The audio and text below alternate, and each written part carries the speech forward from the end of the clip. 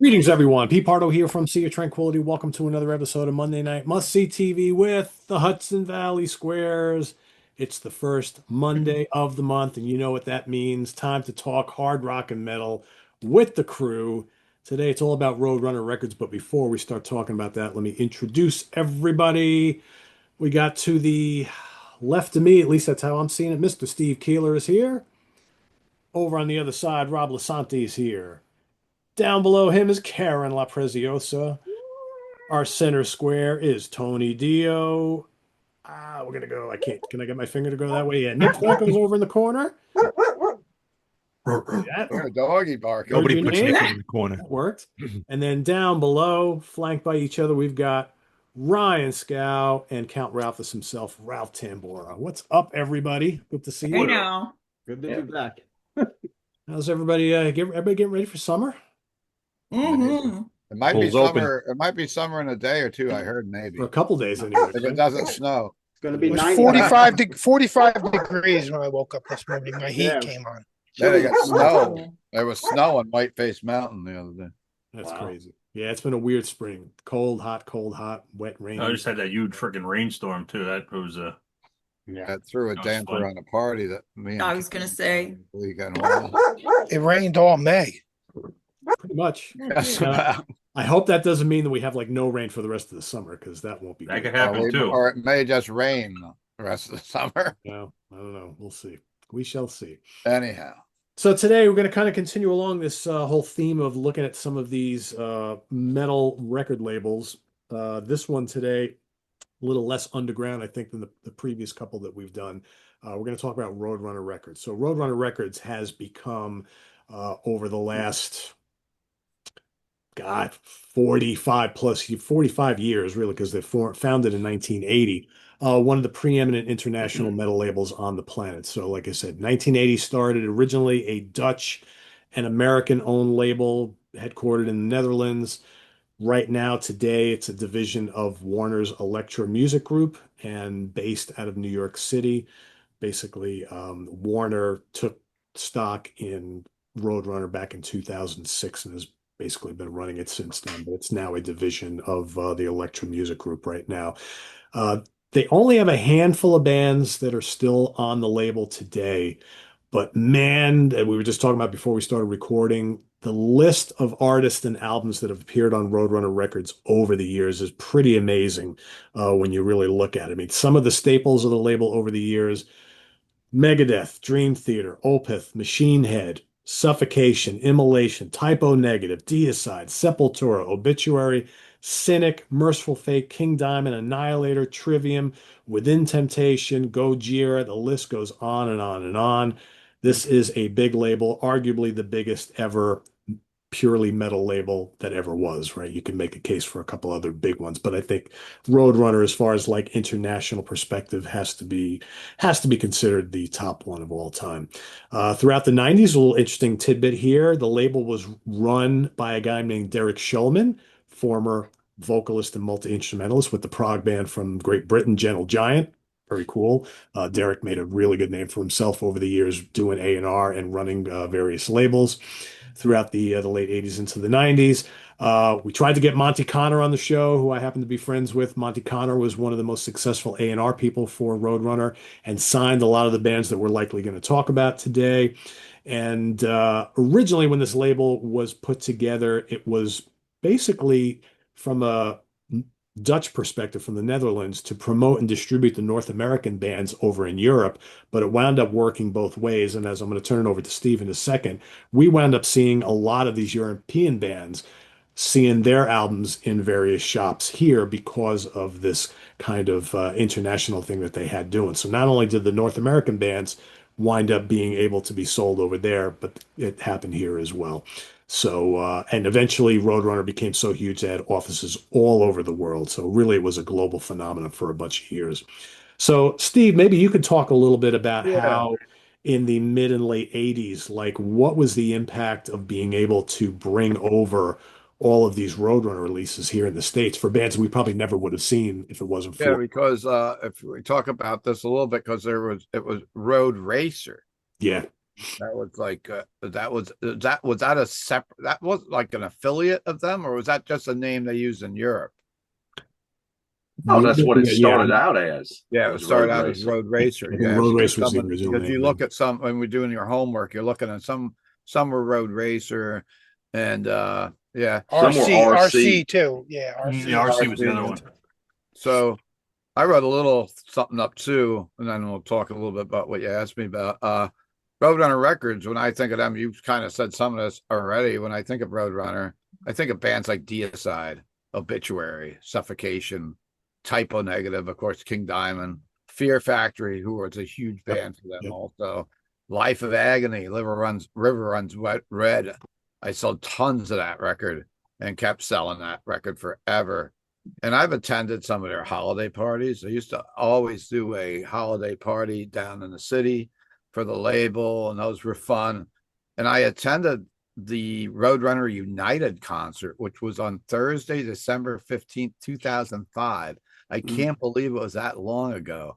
I remember being in New York City the night before, seeing a show at Irving Plaza, and all of a sudden, like Glenn Benton and some of the guys from Deicide, like the whole band Deicide was hanging out at this gig, and we are all wondering, like, what's going on. So I talked to Glenn, and Glenn was in town because he was performing at the Roadrunner United, and he actually wanted to bring the whole band up. But how that United concert worked was they were taking different members from each band and doing just like jam sessions. Biohazard was also on Roadrunner, I believe. That was another big band at the time, because I was looking at some of the notes of the set lists and all the different guys that were playing. And yeah, we sold a ton of Roadrunner records back in the day. And yeah, if you walked in the store in the late 80s, early 90s, I mean, like some of the bands I was just talking about, like Typo Negative, Bloody Kisses. I mean, I still can sell that album when you can get a hold of it. And just, Typo Negative's so huge now. They were huge then, but that's another one band that just doesn't die off. Fear Factory was giant. I'd say I sold tons of Fear Factory in the 90s. And of course, going back into the 80s, I mean, King Diamond, Merciful Fate, it's like the King Diamond solo records. I won a contest for Conspiracy through Concrete Corner. I think it was Concrete Marketing. They had a window contest, and we actually won. And I forget what it was. I think it was some kind of cash prize or something that we won for the window display for King Diamond. It was Conspiracy album. So that was yeah, of course we worked a lot with them. They used to send posters back in the day when Rock Fantasy would get a lot of posters from the labels. We used to get a lot of stuff from them and do contests. And now I really don't get posters from any labels. The last one that was still giving them out a lot was Nuclear Blast. I know that some stores still get them, but I just don't see None of them want to send physical of anything anymore. I know Nope. that, like some of them, Bad. like maybe Dark Side or get some stuff, or, I see like PLP for certain bands, but I think you got to deal directly with the bigger labels now to get Probably. that. And Steve, was it Abigail or them? I think was the first big breakthrough sales wise for the label. It was one of those King Diamond. I mean, Like Abigail top was pretty 100. huge too. I've got that in my notes for mentions tonight, was the Abigail record, but Yeah. I figured that most people were going to talk about the real.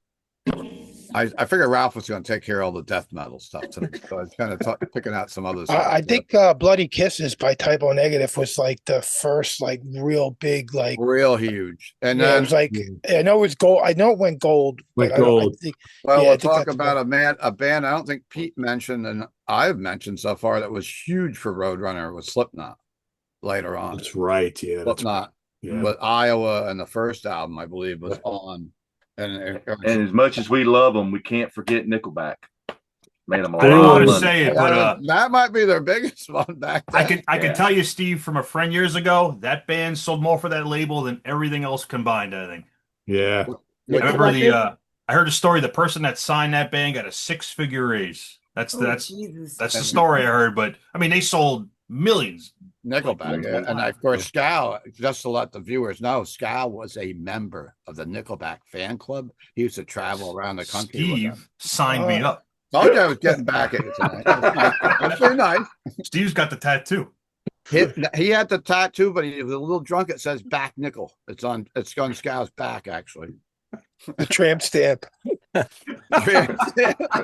Back nickel. The guy was a little drunk when he got This is going to be a fun show. it. Anyhow. Anyway, All right, so what I've asked everybody to do is to kind of scour through the enormous list of releases that have come out on Roadrunner over the years, and there's a lot of classics from the old days, and there's a lot of really good ones from more recent times. So I've asked everybody to pick out three. I know it was a hard assignment, so we'll go one trip round for everybody's three, and then we'll circle back and do a couple honorable mentions. We'll go over to Rob for his first three. I know you got your Prezi ready to go, so what do you got? What'd you pick? Well, I mean, listen, my history with Roadrunner is not as extensive as you guys. And actually what you guys mentioned about Typo is the one how I really got more into knowing Roadrunner, because I love Typo and Negative. But that's not my first pick. My first pick is gonna be, believe it or not, Dream Theater. This album, I didn't realize this when I started to do the research, that they had a few albums on Roadrunner. I They think had like like 3 or 4 four or albums. five of them. Yeah, Yeah. So, and this was the last one with Portnoy. Yep. I mean, every song on this album is I mean, Count the Tuscany, Best of Times, which they just did recently, Shattered Fortress, Wither, Rite of Passage, and I mean, the whole album is superb. I love this album a lot. I just was really surprised that Dream Theater was actually on this label. I don't know exactly, because they've been on a few labels, but like you said, we have 4 or 5 albums on this label, and I was kind of surprised by that. Didn't realize that. Yeah, that was after they ended their contract with was it Atlantic or Atco. That's where they went, and now they've been on Inside Out for a bit. But yeah, they were on Roadrunner for quite a while actually. So my next pick is going to be Typo. October Rust. I think this was my first album by Typo that I owned, that I bought. I've been into them since they came out pretty much. I mean, the early 90s. I love Typo. I got to see them one time. I saw them at the Chance. It was the day before Halloween, 2002 or something like that, I think. I have to look at the ticket stub. But I was there. I was at that show. you at I that knew show you where were they threw the around. toilet paper? They were throwing toilet Yeah. paper. Yeah. Yep. That was a great show. Anyway, this is the one band that I miss a lot. I love, I just love Peter. I love the sound, the epicness of their music, the darkness of the music. I mean, the whole catalog for me is, epic. I just love everything by Typo. And then I'm gonna go for my number one, because I have a few honorable mentions too, because there was just too many albums. I have to go with Melissa. I have to go with, Nice. and Ralph's got it right behind him. Chef's kiss. The research I did has said that this was the first album released by Roadrunner. That's what it says here. It says the first album.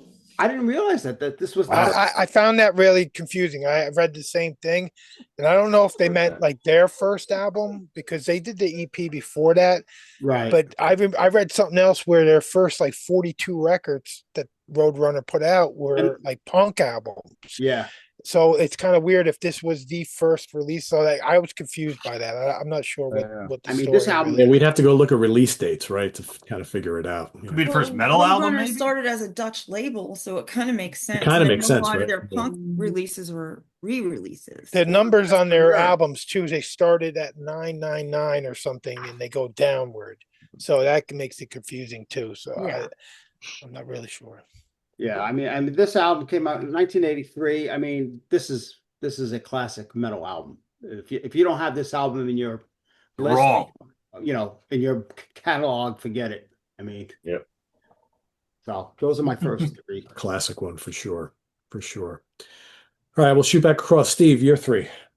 You're heading back to me now. Heading back Okay. to- Okay. Well, I thought I was going to go last, as I usually do, and usually I put up. Well, I some could have done that, but then I forget. Oh yeah, all right. Like, So I don't really have these in any great order, but I've got 3 albums. I think the first one I'm going to talk about is the second studio album by the industrial metal band Fear Factory Demanufactured. It was released on March 3rd, 1995. And in 1995, I remember it was a tough year for me. I went to Florida, I got sick, I was ill, didn't work at the store for a long time. I had was trying to figure out what was wrong with me, and it all worked out, thank God, since I'm still here. But I remember that summer, I had my old Rock Fantasy red van, which Pete may remember from up here. I had an old red, like we called it the Sanford and Son van. And I just remember riding around that summer and doing whatever I was doing. And I was listening to that album constantly in that truck, like riding around with my old pup there, Roxy. We would be riding around doing this and just listening to that Fear Factory album. So I wanted to make a mention of that album. And it's a concept album about a man's struggle against a machine-controlled government. And each song's chapter in his life. The band stated the album took its inspiration from the movie The Terminator. Of course, I take the title track, the Zero Signal, Replica, HK, Hunter Killer, Piss Christ, Dog Day Sunrise. I mean, it's a great album. And I wanted to put a mention of Fear Factory. And that's from 95. And its next album I'm going to talk about is the 8th studio album by Swedish progressive metal band Opeth. It was released on August 29th, 2005, and it's Ghost Reveries. And I love that record. I mean, I can listen to that from top to bottom over and over. I was listening to it at work today and just reminding myself of listening to this thing and the baying of the hounds, the Ghost of Perdition, or Reverie, Harlequin Forest. I can't really pick out songs I like better than others because when I listen to Opeth, I don't just listen to songs. I mean, most of all that's on here, we just listen to albums, but try to pick out the highlights. So I'm going to go with Ghost Reveries. And I guess I've got honorable mentions. I've got other ones. Honorables are after. Yeah. Honorables when we go back. Well, I don't Pick know. one more for your top three. We were only going around once, they said tonight. So No, he said top 3 and then Top going 3 and around then again go for around. honorables. going around Focus, twice. Sorry, Steve. Ralphie. Focus. Sorry, Ralphie. So I guess I will have some honorable mentions, of course, but I'm going to go with the second album by King Diamond and the band's first concept album, Abigail, released May 29th, 1987. The title track, Mansion in the Darkness, Family Ghost, another album that I just liked the whole freaking album. I don't know if it's my favorite King Diamond album, but I just figured I would mention it because it's like the first concept album. I love them. I love Conspiracy. I love all those first few albums by King Diamond. Of course, Fatal Portrait, and of course, Merciful Fate. But I didn't really include Merciful Fate because I wasn't. I was looking into it a little bit today, but I figured I'd go with Abigail. So those are my 3 main picks for today. Cool. Some good ones there. All right, we'll go to Mr. Franco next. What's up? What's going on? Not much. Yeah, this was very difficult. Roadrunner for me was a label that in my formative, what I was referring to as my explosion years, where I got into exploded into all different kinds of music. Roadrunner was very prominent in that. But I would say as the 90s ripened, I got away from Roadrunner. They started to represent the direction I didn't like. You could say metal, you could just say new metal. That's they really. It's like when they took I remember when they took Cradle of Filth, or Cradle of Filth went to them, much to the benefit of their career. I mean, they knew what they were doing. I don't take anything away from them. They weren't existing to please Nick Franco, that's for sure. But it was like the direction that Cradle went in that I was like, oh God. But what album did they sign to Roadrunner with? it was either like Thornography. It was an Amphetamine, I think, was the first. I was gonna say that or Amphetamine. Those are not. I don't have fond memories of those albums. No, yeah, me neither. I like the band a lot. Oh, I love them. Yeah, I love the band. But that's just the way it was. But yeah, the All Blacks imprint, written on the CDs and stuff like that, and the formative years of the early '90s were most definitely huge, and obviously with the Road Racer connection, holy shit, they're definitely, like you said at the outset, one of the most important labels in the underground metal world. I am gonna pick. I mean, it's just very, very hard to go down to three. And I was gonna pick Slow Deep and Hard as my favorite Typo album, and I love it so much. But I decided I'll go with for number three. I went a little bit unusual for our show, I guess. I'm gonna go with Frontline Assembly with particularly Millennium. Okay. Yeah, and Tactical Neural Implant could have been in there too, but Millennium for me personally was I remember.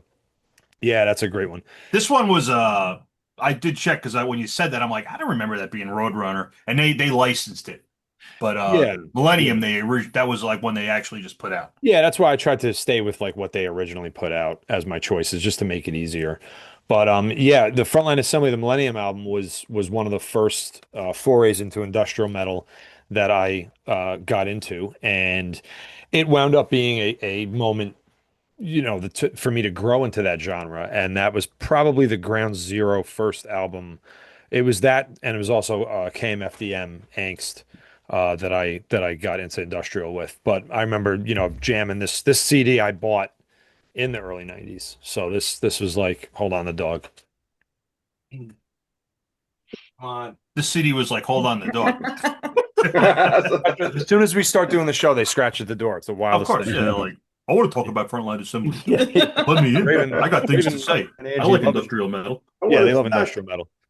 But yeah, so that was a big one. So yeah, if you guys are familiar with I know Ryan is, I don't know if the rest of you are, but they took a lot of guitar riff samples from popular metal bands on the label and dispersed them into their songs. They had a lot of movie samples from the movie Falling Down, which is one of my probably top five movies, the Michael Douglas movie, which by the way, that movie is looking more and more like it was prophetic about our time. Yeah. 100%. True. But yeah, so this is just such a cool like departure for me, getting into that. So and then as Wait, Nick, yes. you got to mention Millennium. Who played the metal guitar on that album? Oh God, you're gonna pose Whose metal career started with that album? Devin? Devin Townsend. Yeah, Devin. Yes. That was his first big thing, was playing guitar on Millennium. Wow. Crazy. Yeah. Before he did, because that was what, 90, what year did that come out? Three. 95? I think it was pretty early. It was like 94, 94? I think. Because the first Strapping Young Lad was 95, and I think that predated when he started Yeah. Strapping Young Was that Lad. before or after he did the album with Steve Vai? Because I think I was after Steve Vai. I think he did. I've read Devin's. He might have done Steve Vai, but that was like Millennium was his first time he was playing like something really metal. you Yeah. know? And then he went and did Strapping, which is obviously very fucking metal. Right. Very metal. Yeah. So and then from here we'll go with another one that really shattered me up. Jesus, these dogs. Come on, you messed me up. That's In Daisy's and clone. out. He has In and Daisy's clone. That's Daisy's clone. Sorry. Fear Factory Demanufacture, as Yeah. Kip mentioned. Oh yeah, that is the clone, Steve. They could be separated at birth. I know. They're both They full both of look themselves and exactly full of alike. spunk. I want to show this one because like I bought this almost if not the day, this is blue. I don't know if you could tell. Almost the day it came out. Or damn near, because I had heard the EP, the Fear is the Mind Killer EP, and I had the first album, Soul of the New Machine. But this was the pinnacle of Fear Factory's career and of my love of this style. To me, it's an unrivaled album that it just I probably have tinnitus because of this album. Like really, like it just back to front, just fucking unbelievable. Hold that up again. Sure. I think I have the same. Open up to the CD because I think Oh, mine. yeah. I have the same thing with that color because I bought it Early not on, the day right? it came out, but like really, or like Yeah, 95 really, or yeah, 6. definitely early. Definitely one of the ones in the mall that I got. This one doesn't have any bonus tracks on it. It ends with track 11, A Therapy for Pain, the ambient song. Mhm. And then a little bit later on, I picked up the Digipack version somewhere that has more tracks on it and stuff like that. And we need to mention, because you did just mention it, Yeah. Roadrunner is notorious, at least back in the day, with releasing an album Yeah. and then like 3 months later releasing a deluxe edition with like one or two Usually a extra tracks, and like digipack. a year later Yeah. with the DVD and another bonus track. They know what they're Yeah, doing. buy it They like know what every they're Yeah. month. Yeah. Yeah. Totally. Not Yeah, their first yeah. rodeo. Yeah. And Yeah. I don't usually have too much toys to, too much special shit to show off, but I picked up it's in I paid 35 kroner for it. So I got this in Europe somewhere, but it's the Dog Day Sunrise Oh, cool. Okay. EP. Yeah, That's a which great cover too. great cover, Really good like cover song. yeah, Fear Factory was in a real groove during this. So I mean, Roadrunner brought me this, so that's eternal thanks and praise to Roadrunner there. And then, but the number one album for me, and again, it's very hard because there was Malevolent Creation, there was so much good shit that they put out. But I have to go with I don't know where my physical copy is. I'm gonna fucking tear my house apart. But the Arise album by Sepultura, 1991. I like earlier Sepultura is more cult and more whatever, and it is. I get it, but when I was 15 years old watching Headbangers Ball and Dead Embryonic Cells came on the video, and that was another I picked. So really, I could pick three albums that Roadrunner changed my life with. So for that, even whatever I didn't like the direction they went on, fine, whatever. But for the early shit, they really came in and rocked my world there.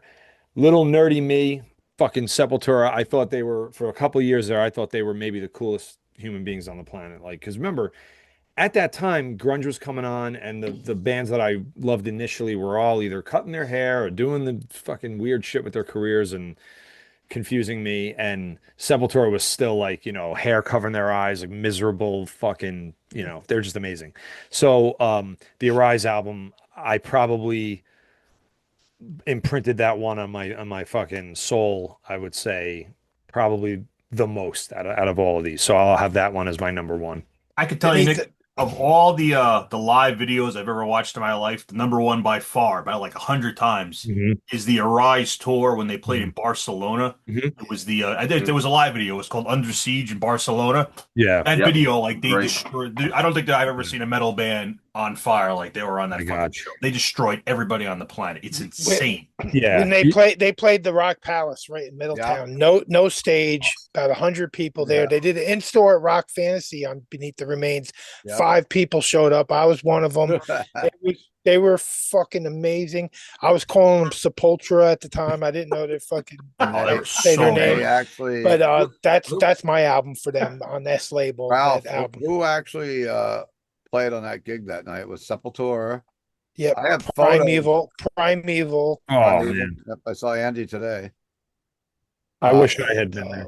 Wasn't what the girls from Mean Street were hanging out there that night? Did they play there that night? Because I got photos. I can't remember. I know Ed Farsley bring them up from the city, and that was the start of the tour.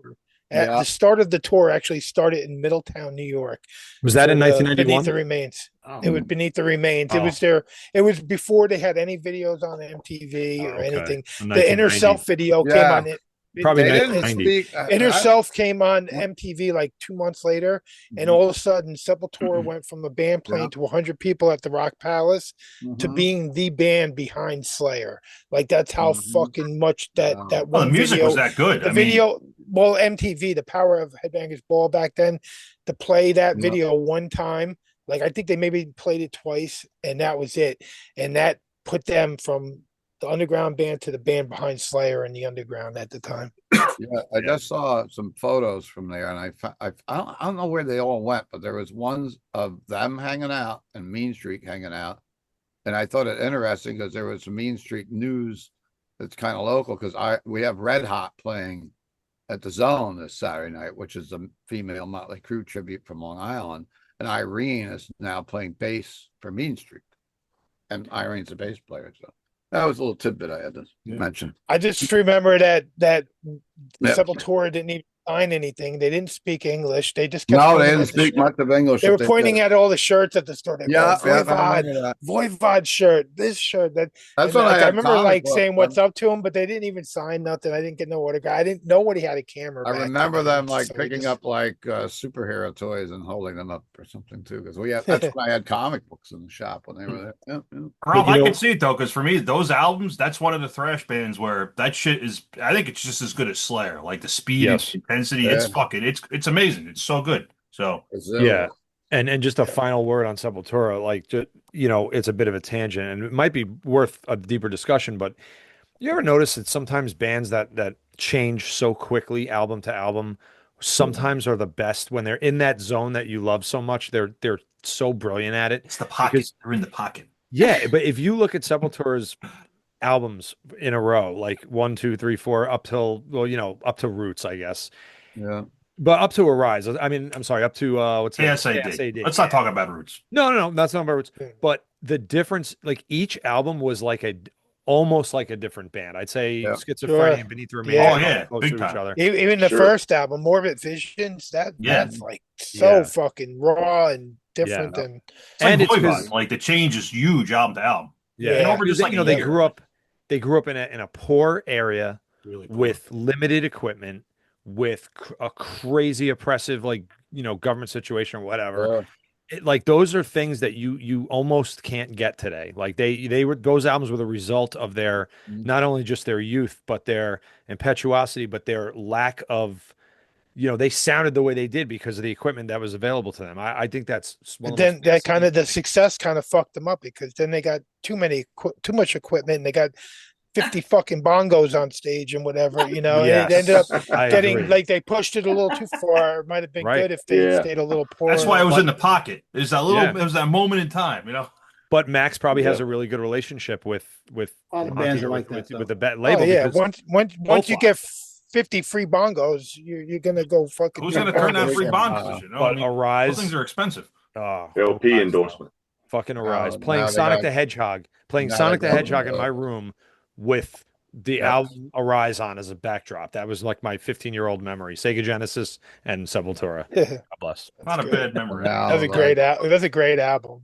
And now you got That's amazing. Cavalera Conspiracy, who's That's opening right. up for Slayer and it's all doing, Soulfly was been a part of the label. yes, doing KICD, right? They're doing KICD at that show. I just saw them do the whole Schizophrenia album, and Yeah. they hold it up. Igor hits as hard as ever. Yeah. Don't slow the songs down. There's none of this hour old now. Let's play everything a little slower. Nope. It was fucking full speed ahead. The pit was huge. People were killing each other. Oh yeah. It was amazing.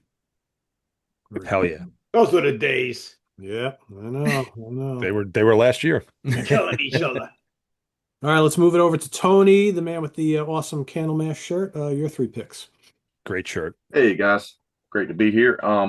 So I was trying to pick the band's albums from when they were. It was pretty much Roadrunner Records was here. The stuff that was originally released by Roadrunner in like the U.S. and all, not something that was licensed. Is what I'm getting at.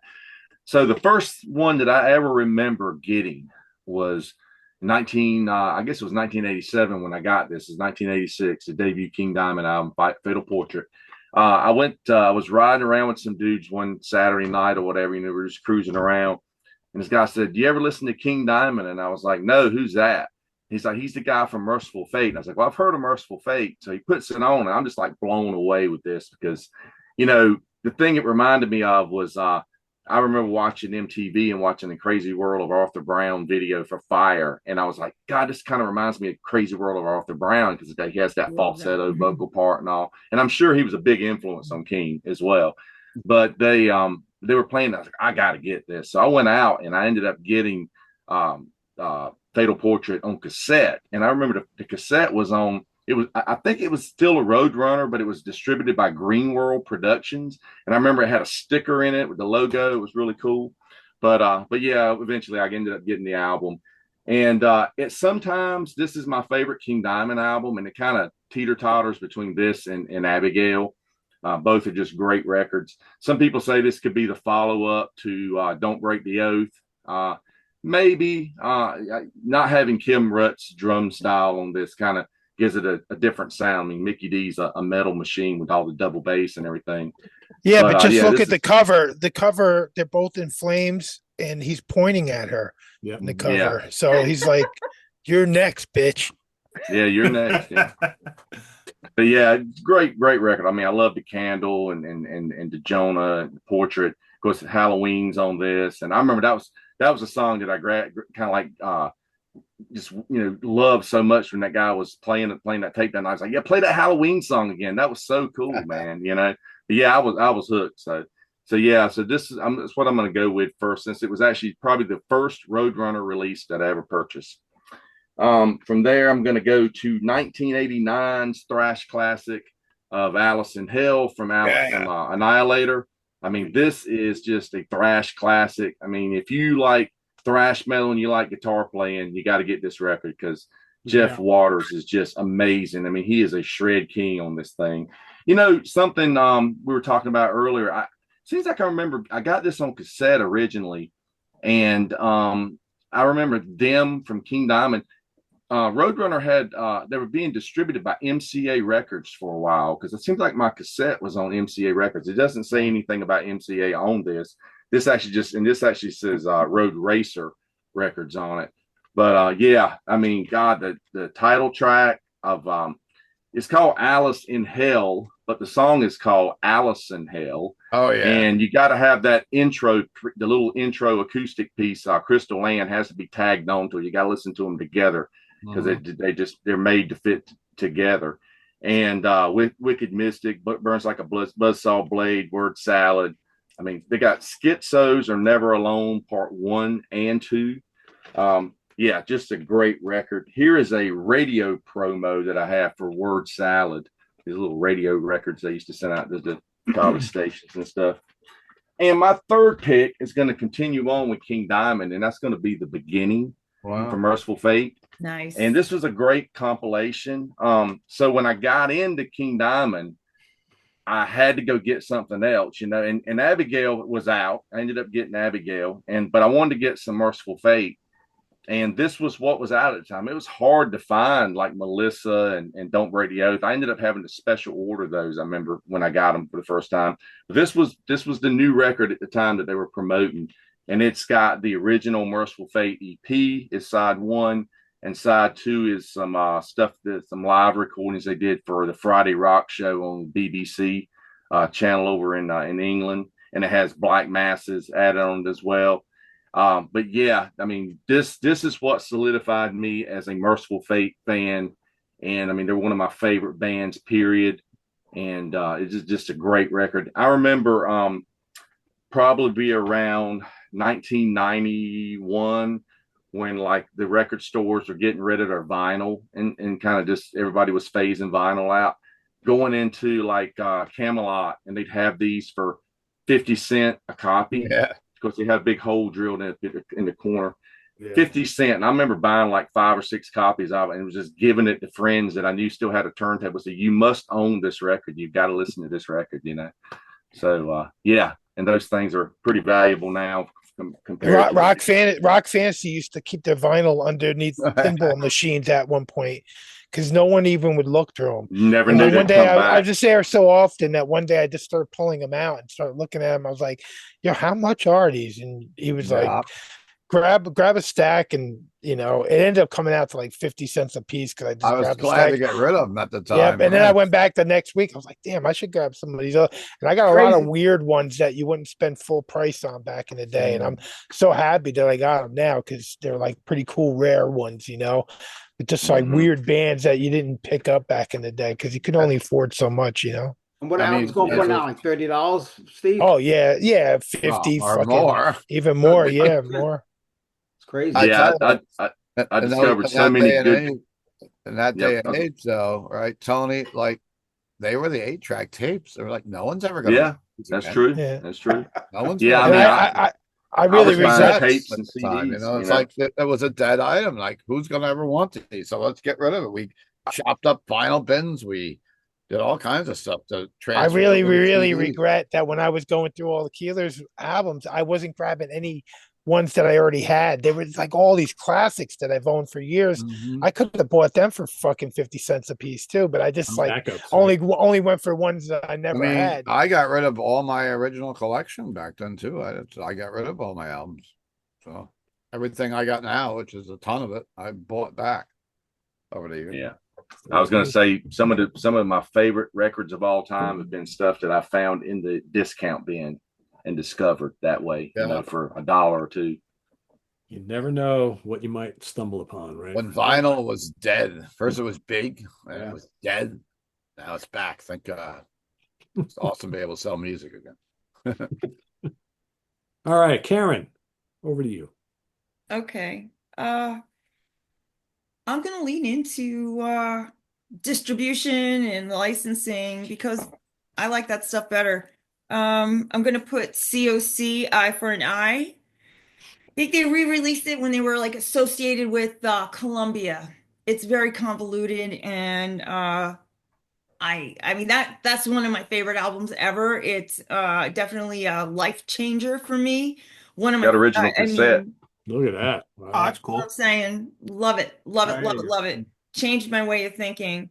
And while we're on that, let's talk about Black Flag Damaged. I've talked about this record a million times on here. They released Damaged in Europe, but not everywhere in What? Europe, Oh my like in God! Come on, that's France. the SST record. That how can you conclude that? It That's wasn't like, SST in Europe. You're not listening oh to come me. on! Oh my I don't God! give a No, but fuck. I don't give a was fuck. their It own means label. I don't That was care. I their don't own care. label. That I don't Black Flag care. had I their don't own care. label. I love I would Damage. It's one of never my the favorite records ever, and wow. Roadrunner had a hand in it in Europe. Yeah, I So love it too, but fucking I didn't eat even that, think Ralph, I didn't 'cause even I see don't it give on a the list. fuck. That is I so don't weird though, because care that's what the Ralph has to SST. say. They put I out all don't. their own label. Yeah, keep Wow, talking. Yep. that's so weird. Yep. Okay, Like Ralph, And it's the both. I mean, wow, it's the same way totally because with you. like with Metal Blade, like we listened to stuff that was licensed by Metal Blade, but in Europe was like noise or whatever. So Yeah, but SST, that was their band with Black Flag. That was their main band. Everything was it built around wasn't just Black their main Flag. It was the band. It guy was from Black, Greg Ginn's the record guitar label is player what they. fucking ran the All right, label. dude. He You know ran, what? This is my that's records. crazy. I'm gonna I just can't say believe that that's Damaged, COC, Merciful Fate, Don't Break the Oath and Melissa, and Satan Court in the Act. That's it. I got nothing else to Hmm. say. Satan Carniac's a good choice. that's a great choice. Yeah, it is a that great was choice. on I forgot all Roadrunner. about that. Yeah, that was originally released by Roadrunner. Yeah. Oh, Yeah. Maybe it was on Metal Blade. Ah. Well, it was also released, but I saw Roadrunner I know, like listed some of the first. Merciful Fate Yeah, stuff my CD was copy on Metal says Blade Roadrunner. now that was on Roadrunner then, correct? Yeah. I thought Yeah. I was gonna guess Satan was released on Neat Records with a lot of the new wave stuff, but no. they're No, one of Courtney the Act they're was one on of the the Roadrunner labels. list. See, I'm glad I'm not the only one who got in trouble. I almost did honorable I mention. don't give a Ralph fuck. straightened me out. Seriously, So it was then released Karen in started Europe. doing stuff. Well, and Ralph it's just weird that a band that has their own double record middle label, fingers, so count they Ralph have as their own well. record. They have their own record label though. Yeah, but they Really? didn't It have was I didn't know distribution. SST that, Records. Ralph. That's SST the first time Records. I'm hearing that. Oh my I didn't God. had I've no I didn't never have no heard that clue that that was before. ever released through Roadrunner though. Like I don't when I looked through care. the list, I didn't even see any of I that. don't care. Mhm. Good I thing don't Paul care. Jones ain't That in here. shit that you're talking about, that meant nothing to me. I mean, I love all this Sepultura. Fine. Good for you. By that time, I was moving on. I was moving into punk, and those releases meant a lot to me. You're So moving into punk when in the 90s? When in the Sepultura 80s, was in all the right. 80s. So what the thrash and all that shit that's being released on Roadrunner, which has a horrible reputation of fucking bands over, I don't care. I Wow. don't care about that. I care about Merciful Fate, Satan, and COC and Black Flag. And if you want to throw Obituary's live album in there, I love Dead. That's a great record. Wait, well, Karen, which obituary was that? Dead, What year was that? 98. Okay, I gotta check that one out. That's I don't good think I stuff. have that one Yeah, that's good stuff. because they always were obituary were always fucking great live. That's Obituary, I was telling someone the other day, they are the AC/DC of death metal. They do I the love same thing Obituary over and live. over, but they do it well, and you Always know good. what you're going to get when you buy an obituary And when album. you Mhm. see them too, you know what you're gonna get too. It's Yeah, no, we Yeah, no just saw them saw at them, surprise. MDF. saw them last Monday. They were great. It's always Yeah, we saw them at Maryland Death Fest and they were fucking awesome as right on. usual. Cool. All right, Ralph, over to you. All right. So yeah, band I've talked about a bunch on this channel, fucking Whiplash, Power and Pain. Got it on CD, got it on cassette. They played Middletown at the Grunge Club. It was the first time I ever seen Slam Dancing. Pete Pardo was there at that same show, Yep. 1986. And the headliner of that night was supposed to be Carnivore, but Pete had to work or something and he couldn't make it. But you thought, yeah, that's my number two is Carnivore. But between these two, Retaliation and Carnivore, the original, I'm gonna go with the Retaliation. The second one is the more crossover album, but only by like a hair. I love both of these fucking albums. I can't say enough about it. I've talked about them before. I'm wearing a vintage 1988 Carnivore shirt, one of my all-time, probably my all-time favorite two album band. And so my number one, I'm going to go with Merciful Fate. I got the fucking blanket that I got from Karen, by the way. Karen helped Oh hook me up man. with that. But I got the original, but like it's between this and Don't Break the Oath. I have to go a tiny bit another. It's like the same thing with the Carnivore. It's like just a hair better for me. I just like the production more on Melissa. I think it's one of the best sounding albums ever. I got them on CD and cassette, and oh yeah, same thing with the Carnivore. I have the Retaliation on CD and cassette, and Merciful Fate, Don't Break the Oath too. And it was like one of those things like you're looking at it and it's like, yeah, like my Merciful Fate cassette is like distributed by Caroline Records. And then you got on the album, I got Combat, and I got you know, Important and all these different labels, all like related to. But once I realized that Melissa was considered like one of the first early releases for Roadrunner. It's one of my all-time favorite albums. Like we did an episode a couple years ago on Rock Fantasy Files of Peace of Mind by Iron Maiden versus Melissa 1983 album battle, and I'm pretty sure Merciful Fate won that night. And then I realized that night that like I think if I put Melissa against any album, it'd probably win. Like I can't see an album that would beat it, but you never know. It could be, you gotta have the right matchup. But to me, I think it might be my all-time favorite album. If I had the gun to my head and I had to pick a favorite album, it might be Melissa off Roadrunner Records, and that's it. That's my three. Great one. Yeah, Ralph, that Grunge Club show with Whiplash was pretty insane. I was there that night. Yeah.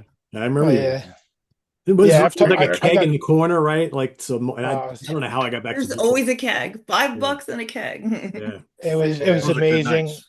and the way that I mean, I got the VHS still to this day of that show, and the only thing sucked is it was right up on the band, and they didn't really show the crowd as much. Well, actually, it's like a whole day videotape. It was crazy. They had all the bands on one videotape. It's like an 8-hour tape, so they do show people walking around and stuff. But just watching everybody slam dance, and at one point, like these guys all picked up a couch and they did like a wall of death, but with a couch, and we're little kids and we're just running around, and it was That's just awesome. it was the funnest fucking thing ever. I talked about it before, but it was like we watched slam dancing that night for the next like 2 or 3 months. We practiced every time we got drunk and we're out in the field with a bonfire and shit. We would practice slam dancing and killing each other. And then Hallow's Eve played there, and we just fucking were nonstop in the pit the entire time, chicken skanking, epileptic fits, all that shit. We were just nonstop because of that Whiplash night. Changed my life that night. Crazy days. Yeah, I was going to college in New Paltz, and I remember we threw a bunch of people in the car and we just went back to Middletown, and we drank all day and just watched everybody like killing each other in this place. It was great. I don't even know how I got home, but I'm still here, so I guess Yeah. it all turned out And okay. that's how I picked all three of these. Is just how like when I seen the list of all the stuff that was so many great death metal albums, so many great fucking albums. Yeah. I just went with the three. I actually picked my three in like 30 seconds, and because they were just the ones that were so important to me. Yeah, there's so And I have many. such a memory attached to, and that was it. It was easy. And then I picked like three. I only picked like three obscure honorables that I figured no one would talk about. And I didn't go crazy because I'd be putting shit away the whole next week if I did that.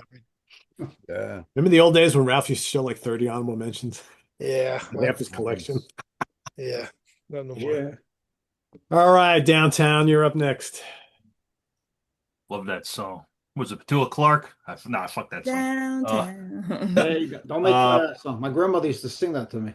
Oh, I heard it every day when I worked at a supermarket growing up. Every fucking day. Every day on the hour too. So I obviously, like you guys said, there's a billion albums this label released. And I went through and I'm looking, I'm like, I made the decision to pick albums that I obviously love and listen to a lot and are favorites of mine. But I wanted to pick albums and bands that don't get talked about a lot. Because obviously I could pick Merciful Fate, Sepultura. I fucking love those albums, those bands. But I figured they'd be well covered. So I'm like, you know what? Let's get some other bands on here. Let's get some other names out there. So my first choice is the second album from a Canadian band from, let me get the city right here, Quebec, Canada. Uh, I'm not really a fan of technical death metal. Just never really grabbed me. Like when it comes to like the band Death, I like the earlier stuff, and I just, nothing wrong with it. I know a lot of people that love technical death metal. The more like stuff just was never my thing. But, well, exactly. That's how it sounds in my head most of the time. Me But too. these guys were an exception. They put out 4 albums in their original run. All 4 albums to me are flawless, about as good as the genre gets. The second album is probably my favorite, so I'm going to go with that one for my choice here. And this obviously was on Roadrunner, which makes it applicable. The band is Gorguts, and the album was The Erosion of Sanity. I don't know. To me, this is like Great choice. technical death metal perfect. It's obviously, you listen to these guys play, like they can play their fucking tits off. They're very, very good musicians. But their songwriting, it's not just, look how good of a guitar player I am. Look how Very good of a concise bassist I and am. compact, right? It's Yeah. very compact writing. It doesn't go off into the fucking weeds. It's memorable. They make sure to throw lots of those heavy fucking parts at you, so it's like nonstop headbanging. You're not getting lost in like the atmosphere. And ironically enough, the albums they did after this, especially the next album, Obscura, is like way out in space. It's crazy, but it's still memorable. So they were able to, they had this ability to write this really crazy music, progressive, almost progressive, weird, but still memorable and good. But to me, the second album is their apex. It's just as good as technical death metal gets. It's the guitar playing's great, the production's really cool. It's got a classic uh early 90s death metal freaking cover there. Yeah, everything about it. Absolutely favorite. And Ryan, you said they have 4 albums out? Well, they had 4 albums in their original run, then they broke up for a couple of years and reunited. Yeah. The reunion stuff, it's different. I'm just saying, it's not really as much to my liking. It's not bad. It gets a lot of positive attention, so different strokes for different folks. But their first 4 albums, Considered Dead, Erosion of Sanity, Obscura, and From Wisdom to Hate, which From Wisdom to Hate, the guitarist, is now Voivod's current guitarist, Chewy.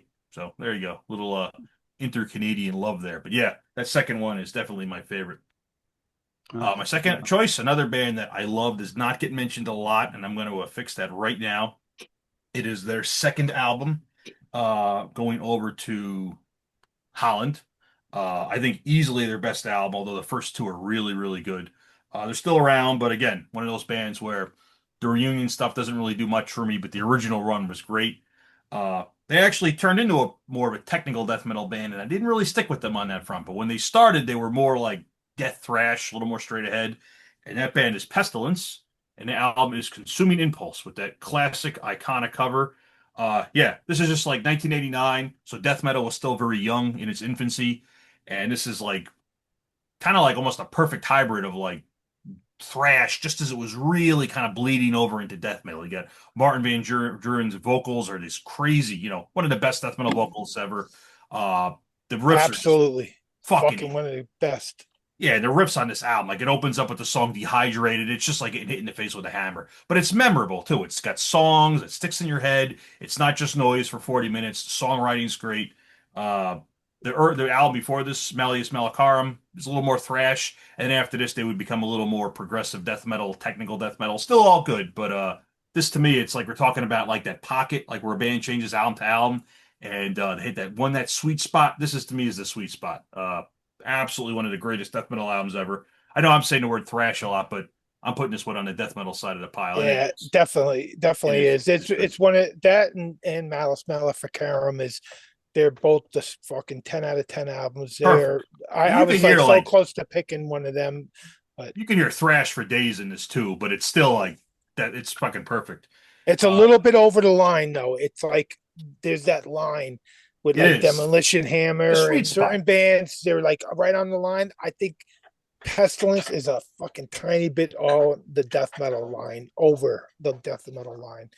The third one, we're gonna go over back to Canada, to where the first band is from. One of my favorite Canadian albums ever. One of the shittiest covers of all time. Does not get mentioned very often on this show, but to me, and this is even earlier, so this was 1987. Probably one of the first albums to really, now I'm going to consider this a thrash album, but really like a hybrid thrash and death. The band is Infernal Majesty, and the album is None Shall Defy. And if you like Yeah. stuff like early death, like Scream Bloody Gore, Leprosy, if you like Possessed, if you like any of that early, like where or Old Sepultura for that matter, Schizophrenia, Beneath the Remains, if you like any of that stuff, and you don't know this album, you are fucking up. This is just as perfect as that style gets. It's just fucking it's thrash metal, but intense as hell, dark, heavy, evil. You could see where this was a huge influence on like tons and tons of bands that would come along during the 90s, black metal bands, death metal bands. That unfortunately that artwork is it is what it is. It's I always thought it was a you know, monkey. I see it on shirts, I see it on Looks patches. like a So dragon. It's yeah, a it I thought it was fake a is. face. monkey. It's a monkey. Monkey dragon. Better than Riot. Monkey? No, No, I just I thought it think was a Riot's monkey. even stupider, that fucking muscle seal, but whatever. It doesn't matter. Riot's muscle seal. Ryan, I remember a friend of mine that was all into the real heavy stuff. He looked at the pictures of the band on the back. He goes, "I don't know, man. These guys start looking kind of like a hair band." Yeah, a the couple of them pictures had too. hairspray and stuff. There's nothing really about this album on visually that's telling you like this is really, but you listen to it. Super, This is, to me, I put this like right up there with like early Death, early Possessed, Celtic Frost. Like For sure. it is a beast of an album. And if you're buying it based on the artwork, well, it is. But nowadays you can go online and listen to fucking anything. So, but I could see back in the day, you see that you're like, I don't know about this. But yeah, this is just a great album. So, and honorable mention, we'll get to that too. But obviously, all the ones you guys are mentioning are cool. But I'm like, man, once I actually, when I was looking at this, I'm like, I almost didn't know that this was old Roadrunner album. I don't think I ever really knew who put it out back in the day. And I'm going through, I'm like, oh wow, they actually were the original label that released this in 1987. And this is a fucking great, great album. I mean, for Canadian thrash, Voivod's forever my favorite. But like these guys are right below it with like Sacrifice and Razor and like bands like that. So Infernal Majesty, None Shall Defy. I know a lot of underground fucking maniacs too that if they're watching this, they're gonna be like, fuck yeah, that album. So there we go. All right, my three. Yeah, I mean, I picked a lot of stuff here that's already been mentioned. So, but thankfully, I did grab a few that have not that I like just as much. So, this band, my first choice, has been mentioned, but nobody picked one of their albums because throughout their career, they appeared on a ton of different labels, and they didn't stick on any label for too long. They've been on all the major underground metal labels throughout their career. But this is probably my favorite album from them. It's from the mid '90s, I believe, 1995. This was released. It is Symbolic by Death. Yeah. I had that in my honorable mention. I was just looking at that. I'm like, no one's mentioned it yet. Yeah. I mean, the title track alone is reason enough to put it on here. It's just so massive. And, like Ryan had mentioned before, this is right in the middle of their more technical period. But I think what I like about Death's technical period is they weren't all doing the nonstop widdly stuff. It's actually just big crushing riffs and like blazing kind of jazzy metal solos, but the riffs are just so expertly put together. And you got Gene Hoglan on drums on this one, and it's just absolutely amazing. Love the production of it. One of Hoagland's best performances, I think, too. Oh, and this album, He yeah, is, I he would is on agree. fire on that album. He Yeah, really he's fucking amazing is. on here. Crystal Mountain's on here, right? That's one of the best songs ever. It's just so many great tracks on here. Misanthropes on here. It's amazing record. So that's my first choice. My second choice is probably one of the coolest albums from this time period, and this was 1993, I believe. This was the debut album from this band, another band from Florida, from that whole scene. But this is kind of like when Voivod first came on the scene and they started doing this kind of cool, thrashy, kind of cyber metal thing that was unlike anything we had heard before. Right on. Cynic's album Focus was kind of like Wow. that, but in a different way. I mean, this is death metal, but it's got like these weird vocals on it using the synthesized vocoder, and it's very progressive, and it's kind of technical, and it's kind of jazzy, but it's still really good like death metal. And there's really nothing else like this. And they released this, and then they just kind of disappeared off the face of the earth till many years later. But they never did another record like this. I think there's the second album that they did, or the first album in the reunion, tried to get a little bit of the vibe of this, but then they kind of dropped most of the death metal elements. But yeah, this is just a killer album. Nothing sounds like this. And again, one of those great Florida bands that came out I like say all those guys or a lot of them spent time in Death too for the Human album. exactly. Yep, exactly. And Yeah. they also played Middletown at the Rock Did they? Palace with They played like, Rock Palace? probably 50 people there. I was one Wow. of them. It was Cynic, Malevolent Creation, and Primeval, and Okay. Violent Plague. And Cynic at that time were way more of a fucking full-on death thrash kind of band. They didn't like by the time that album came out, they really started progressing way more. But that first demo, I have the original demo from that night, and they were definitely they blew everybody away that night. They were so like they just sounded amazing in that Yeah. little fucking shithole. Yeah. They were incredible. Amazing musicians. Like I really. saw the Focus tour in Asbury Park. They were warming up for Cannibal Corpse. Wow. That's Yeah, good. I saw that tour, and they had a female playing keyboards, and I don't remember her name, but it was they were really good that night. I really liked that album for a long time. It's great. Yeah, Yeah. I never got to see them till on their first reunion tour. So this was probably like the early.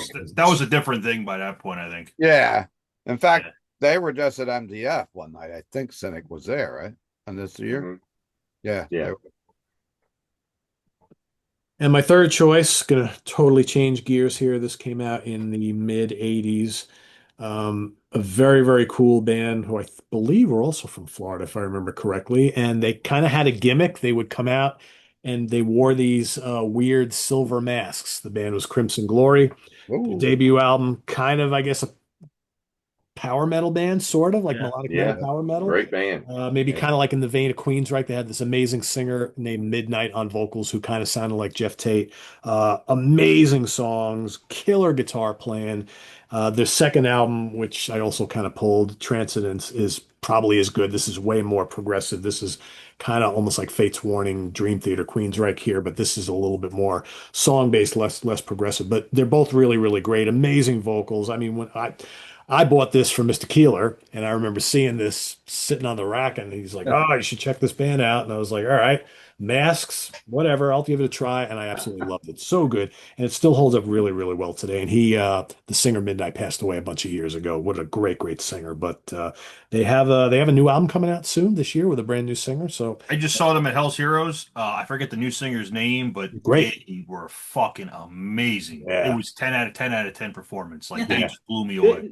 Didn't Todd sing with that band? Todd Latore, yep. So Todd Latore, the current Before singer, Queensryche. sang with them too. Yeah, but he wasn't with them on Hell's Heroes though. No. I don't know. I got to look up the guy's name, but I guess like I really know him with Midnight singing, who's a great vocalist, and I'm like, how's this new guy gonna be?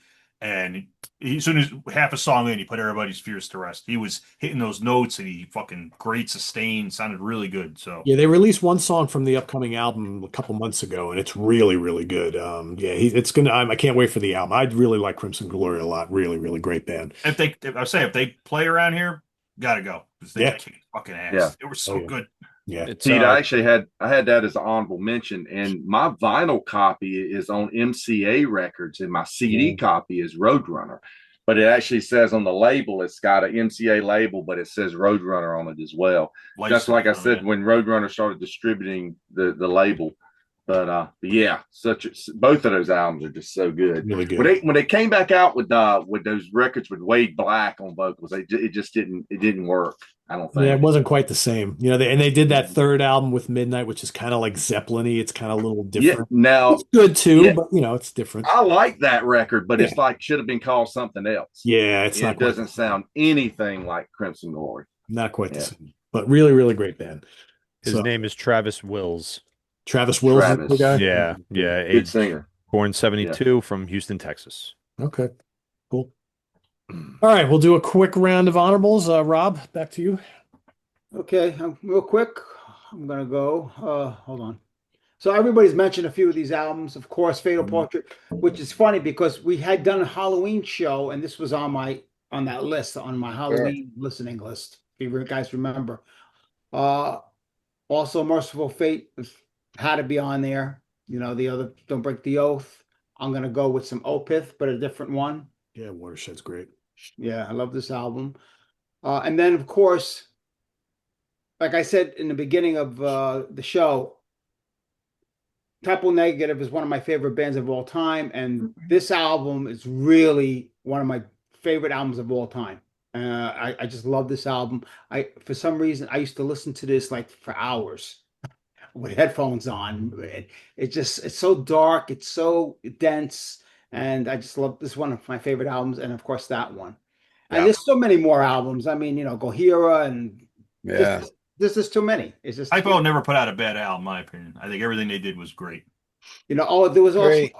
also wait, well, there's one more on this album. That's The a good other album that I love this album. Yeah. Really great album. So Very cool. All right, Steve. I'm going to mention Deicide because there hasn't been too much talk about them, and of course, I really like Once Upon a Cross, but of course I like the self-titled also and Legion, all on Roadrunner, and I also wanted to mention Suffocation, Effigy of Forgotten, and Breeding Awesome. Spawn. Awesome. And I'm wearing the hat.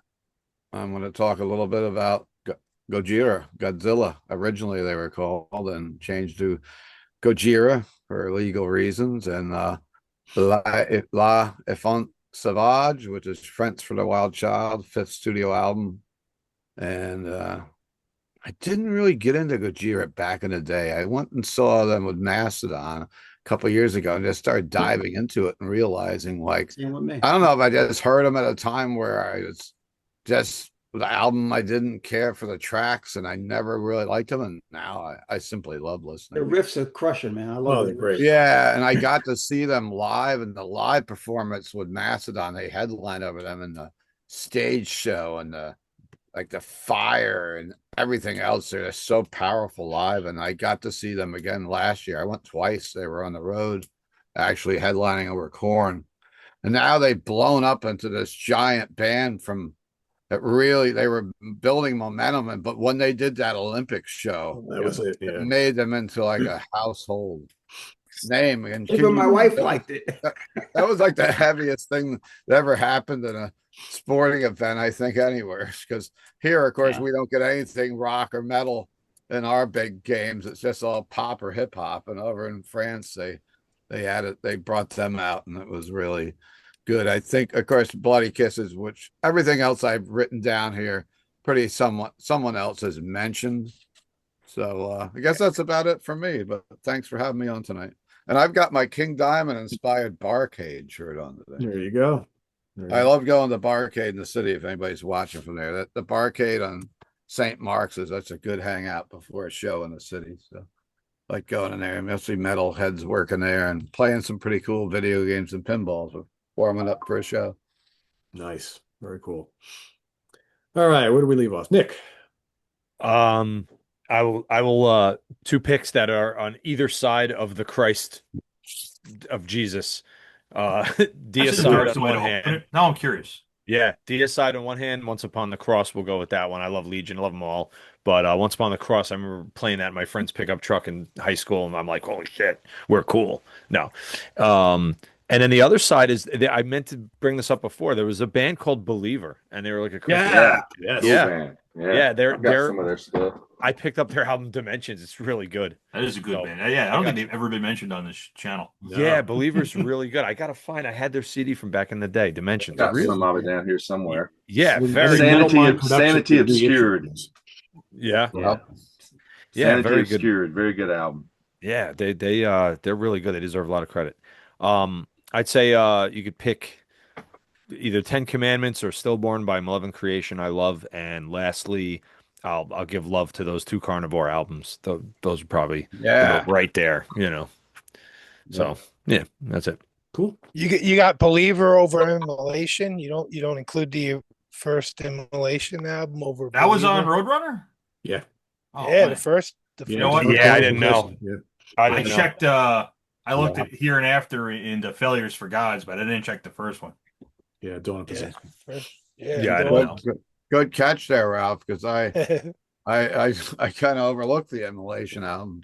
Yeah, But with these forgot these legacy shows, I try to pick like stuff that got me at the time, Yeah. like because the label really without the internet, you just were, if the label was able to get the album to you, or the stores you went to, like, so I didn't even really think about Immolation with that. That's why I just know you're a huge Immolation. Oh, I love them. Yeah. Yeah. So do I. Oh, yeah. Ross isn't going to say hello to me next time I see him at a show. All right, Tony, what do you got left?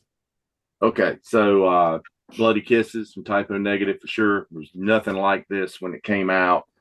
They made a lot of fans. They hit the mainstream with that, and I think that was the first album to go gold, maybe for the label. I think I've heard possibly. Um, but from there, I'm going to go. Yeah, Beneath the Remains. Love that one from Sepultura. This one's actually on the RC label when they were going by that.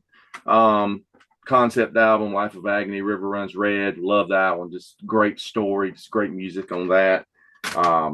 Cause of Death, the second one by Obituary. I just saw them play this whole album in its entirety last weekend. Nice. Or last Monday. And yeah, it was great. Roadrunner was pretty much the pinnacle label for death metal there in that around 90, between 90 and 94 there for a while. It just all the good stuff that was death metal was coming out on Roadrunner, Road Racer. And this one, Murder Dolls, Beyond the Valley of the Murder Dolls. I love this record. This is great. It's Wednesday 13 and Joey Jorgensen from Slipknot, except Joey's playing guitar. And a lot of the stuff on here I had heard for years because Wednesday's from this area. And he had a band called Frankenstein Drag Queens from Planet 13. And a lot of these are rehash songs from that. But just good rock and roll, much like Misfits. Just, cool rock and roll, catchy choruses, and all of it's about, all horror lyrics. So, yeah, that's pretty cool. I wanted to say, you mentioned talking about Fear Factory. Man, they were such an original band when they came out because I remember seeing them open for Obituary when their first album, when Fear Factory's first album was out. And I had heard nobody ever mix like clean vocals and death vocals together like that. I just think it was pretty groundbreaking at the time. Yep, indeed. Yeah. Cool. Karen? My honorable mentions are Dinosaur Pileup, Porcupine Tree, and Alter Bridge. Such a great label.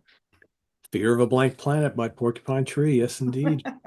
Great album. Very cool. Best Yeah. name ever. Yeah, yeah. Cool.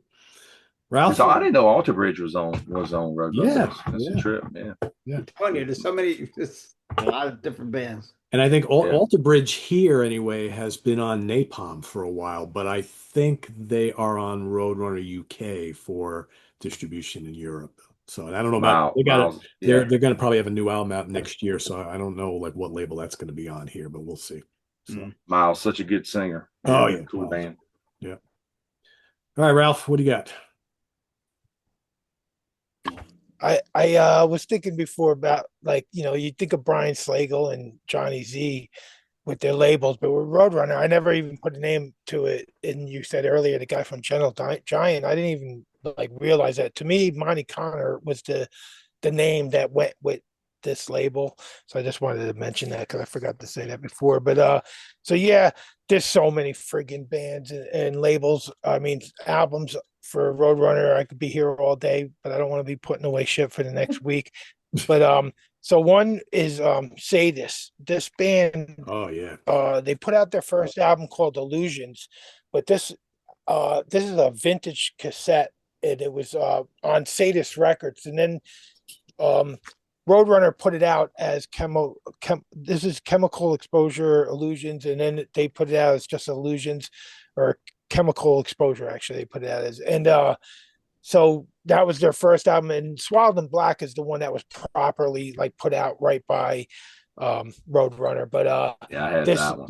This was amazing. This is one of those bands that are, I mean, it's Steve DiGiorgio on bass and one of the greatest bass players in extreme metal, and they're playing this thrash, but it's just too fast to be considered thrash. They're kind of one of those bands that are right over the line again, just like Pestilence. They're right there with them. Darren Travis vocals, plays guitar, fucking has a voice like no one else is singing at the time. Just really incredible. Another band is Atrocity, Hallucinations. I went with this album. Their next album, Longing from Death, is great too, but this is one of those death metal albums so overlooked and underrated. So many time changes going on. It's very technical. The same time that Death is doing technical stuff, so is Atrocity, and that's a H.R. Giger commissioned the album cover at the time, which is really awesome. And then Trey and Pal, this is an album that I just fucking worship. I know every word to it, and French band. I don't know what kind of music you could call it. It Yeah, I has like remember. this industrial feel. It's real heavy. It's voivodish, but it's not really industrial because it's not like electronic shit going on. It just has that kind of feel. Super sick, fucking awesome album. That's it. That's my three. Heard that. Ryan. Oh, well, I held it up before, but I'll mention it again because so this was in fact licensed by Roadrunner, wasn't originally on Roadrunner. Original release was on Third Mind, but whatever. I'll hold it up because I don't give a fuck. It is Tactical Neural Implant by Frontline Assembly. Yeah, one for it's the following album that Nick mentioned, Millennium, is way more metal and way heavier. This is like just kind of pure 90s industrial. Still fucking heavy, but yeah, this album's one of my favorites in the style. I used to listen to the absolute shit out of this. Like Nick said, too, KMFDM, like Skinny Puppy. Like I was really into that scene. Kind of fell out of it for a while and then got back into it the last couple of years and really started putting this back on again. I'm like, man, this is just fucking awesome. I know a couple of times we were driving home from the city and, like 2 or 3 in the morning, like we need something like intense to like get you pumped up. But like we've been listening to metal for 8 hours. Like we don't want to listen to more death metal. So we put up these guys on and yeah, scratch the fucking itch. Nick, did you just What fall on the what floor? about What's that? Did you just fall on the floor? All of a sudden I saw you I like may have fallen out of my chair. I may have fallen out of my chair. I'm like, I did was that just happen? Yeah, it just wasn't there under my butt.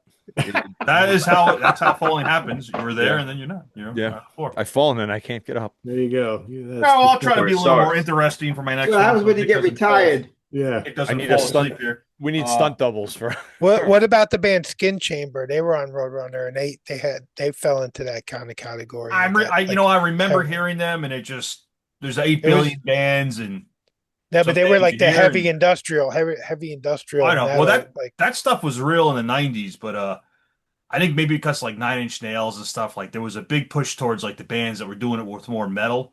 And I don't know, I was real picky with like the stuff that went more metal. Like I liked how well, Skin Chamber was like more metal than like any yeah, of it's those like kind of bands. I tended to go with the bands that were just like more industrial, like the ones that were metal. Front Like I like Frontline 242? Assembly, but I don't know, like they were just one of the band. I heard the They name. were reloaded. They were related to like Controlled Bleeding or one of those bands. I forget which Okay. one, but they were like in that. Where I was into a lot of that too at the time because it was new and it was It was heavy cool and stuff. it was cool. Yeah, I remember hearing the name. I might have heard them, but I don't know. And I'm them glad out. you said this because I totally fucking blanked that this was on Roadrunner, but this is one of my favorite thrash albums of all fucking time. As soon as you said it, I'm like, oh shit, and that is indeed Sadist, the first Sadist album. Yeah, Steve, you're right. Steve DiGiorgio's bass playing on this just humbles Yeah. most metal basses because especially with thrash and death, you don't usually get like bass playing of that caliber, where it's high in the mix. Really feel it. And it's not just mimicking the guitar, but the guy's doing some interesting, unique shit. Steve's got a reputation. He's been in a million fucking bands. He's kind of like an everyman now in the number of bands he's in. But this is where he cut his teeth, really. And Yeah. you can definitely tell there's fucking piss and vinegar here. And like old Slayer, old Sepultura, like these guys are playing their fucking nuts off. This is fast as fucking shit. And it's his almost bass, like his bass like cuts right through though, like does. with that kind of like speed to be able to hear. I remember when I first few times I heard it, I didn't realize it was bass that I was hearing because it was so it's like nasty. cutting through and fast and picking, but it's like a raw as fuck kind of like production and stuff. But man, the way he cuts through, it's amazing. And the first thing it kind of brought to mind was like Blackie with Voivod, how it's like high in the mix, but he doesn't sound like that. He's got his own thing going on, but too it's fast. it's so fast. It's it almost reminds me like old Creator. Like it's almost like they're falling ahead of themselves. Like we gotta play a 7-minute song in 2.5 minutes. Go, as fast as hell. But it's not sloppy. It's very fucking tight. It's like Alex Webster, but it's like kind of like more like of an attack to it. I don't know something about it. It's and, obviously, Darren Travis on vocals and guitar, and John no Allen one sounds like him singing. No, this like even today, like I never heard anything that sounds like that kind of vocals. Not like this. It's like it's so fucking. Their following albums are also good. The next couple, but to me, this one is the. As soon as you said it, I'm like, oh, I didn't know the fucking first Sadist, but yeah, this to me is I'm gonna say the same thing I said about the Infernal Majesty. Like if you like that kind of death thrash sound, or even Pestilence, like you don't know this album, you're fucking up. This is really, really, really worth Put it checking on out. my list. Yeah, it's good. It's good. The Check it out. speed on this album will make you. It'll give you heart palpitations, and I say that in a good way because it just Yeah. some of the songs like they're fast and they get faster and faster, but not like it doesn't descend into noise. Like it's very controlled. Yeah, And a lot of time changes and just Yeah, but it's thrashing, like a lot of not riffs. sloppy, and it doesn't like lose the song. You're like, what the fuck are you guys doing? You know, it's very. I don't know. It's just good. It's just really good. Check it out. The production could throw off some people today, but it's Oh, I love it. I love that. Yeah. Guitar. But yeah, that's all I got. Oh, Ryan, I thought you were going to say Milk Teeth. I thought that was going to be one of your honorable mentions for sure. What the fuck is Milk Teeth? Is that a real band? Roadrunner. Another great band from Roadrunner. They were. I mean, it's like in later years they did lose. I remember it. I don't remember where it was from, but an old interview with Chuck from Death, where he really started to shit talk them later on. He's like, once they started shifting away from metal more towards other things. I think it might have been for when the Sound of Perseverance was not on Roadrunner. I don't think that was on. In all Relativity, seriousness, maybe. they With the have the Nuclear Blast. Winery Dogs. I know you guys are a big Nuclear Winery Blast, yeah. Dogs fan. They seem to have an association with them. Yeah, they they were were- distributed by Roadrunner. That's right. Winery Dogs is on there too. I saw that. Yeah. Yeah. But, Loud and But proud. Milk Teeth, whoa. that's a terrible band. Now that's a band. Almost All as right, good so- as Porcupine Tree.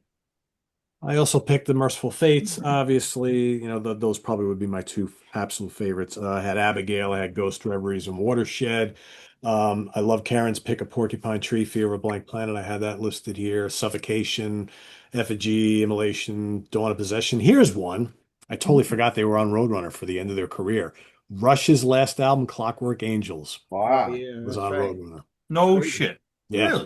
Really? Yep. Which is So were very the New York Dolls. There was a couple of bands there thrown in that were like, holy shit, they were on this label. Yeah. Well, they got big enough where they could promote a band like Rush. I guess Yeah. they had all that Yeah. Slipknot and Nickelback money.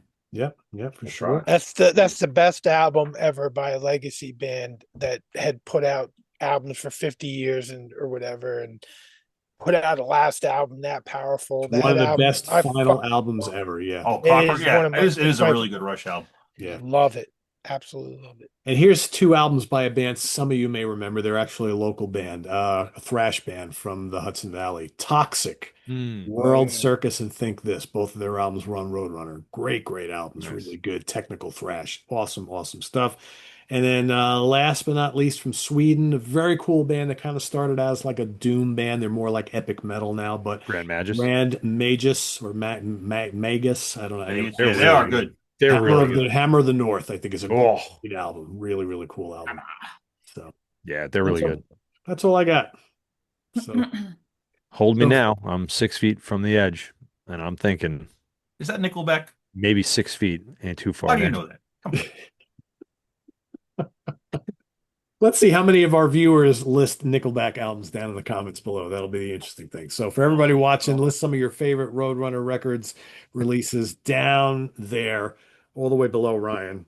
Point those Nickelback recommendations at Nick, who knows the lyrics, and Steve, who's in the. I fan. can't help it. I've worked in the world when I was.